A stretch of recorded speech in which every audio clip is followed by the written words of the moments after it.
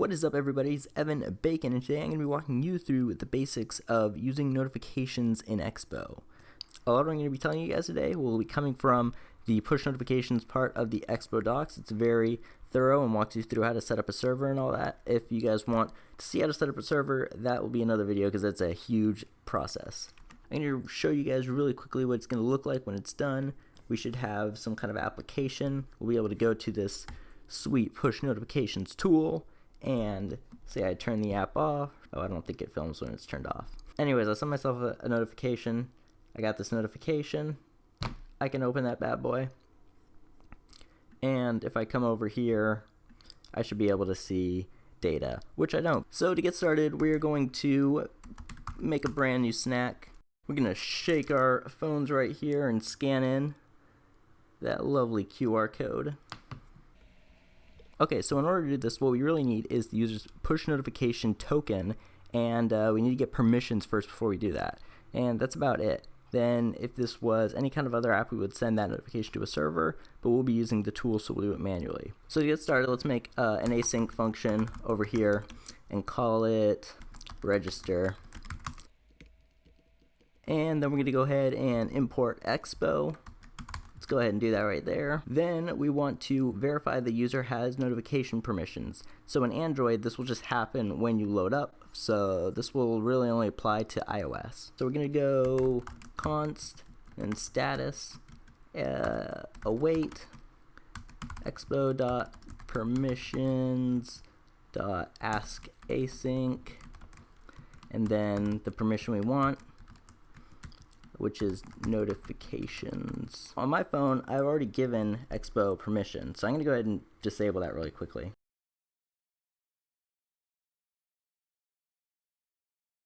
So to disable push notifications, we're going to go to settings and then click on notifications and turn that off. Now if I come back to the snack, we can call this register function and it will ask for the permission. So let's go to component, will mount, and then call our register. So we're gonna go ahead and log this out. I'm pretty sure it's gonna say like denied or something because we turned it off. To open the console, we're gonna click on this bad boy right here, and you see it says undetermined. That's the permission, because on iOS it just says undetermined. It doesn't say denied for whatever reason. But now we want to get the token. To do that, we're gonna type const token is assigned await expo.notifications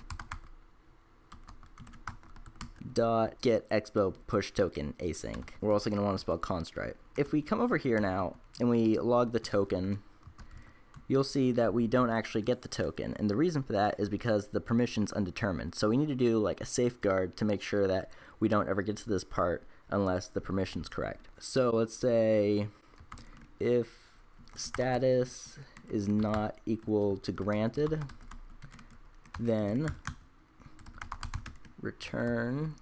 Let's also tell them why nothing's happening. You need to enable permissions in settings.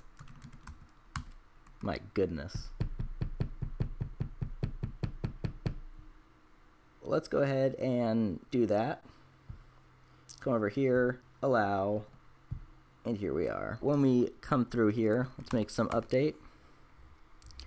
Oh, look at that. We've got granted and we've got Expo push tokens. At this point, we can take our Expo push notification token and we can put it in our tool, and that will send a notification to the phone. But what if we send some data through the phone, like if someone messaged you? Then you would want to capture that data. To do that, we need to add a notification listener and then track that data. To add the notification listener, we're going to want to type notifications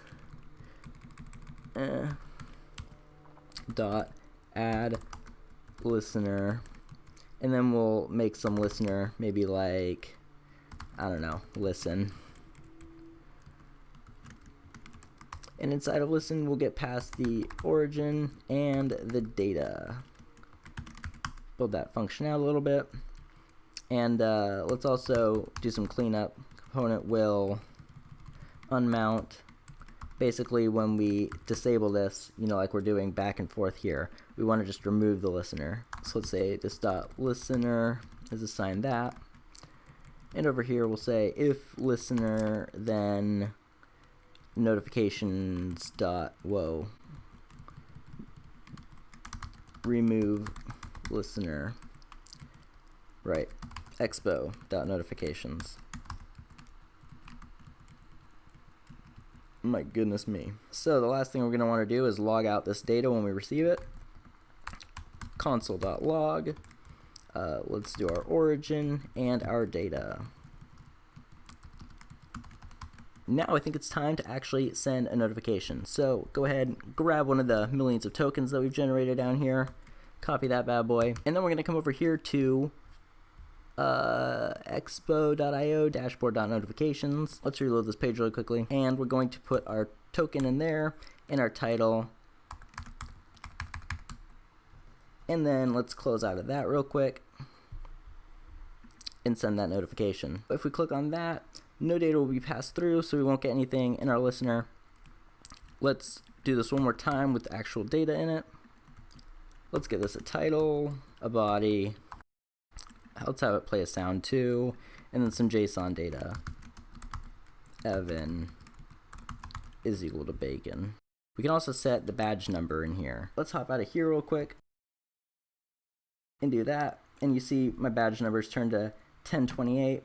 And if I click on this notification, I can come back over to here, and I should see cool data selected is the origin, and Evan Bacon is the data. Awesome. That is it for the basic tutorial of how to use notifications in Expo. Very simple, very easy. Let me know if you guys want to see a more advanced tutorial or a tutorial on making a server down below in the comments. Thanks so much for watching, everyone. Ciao.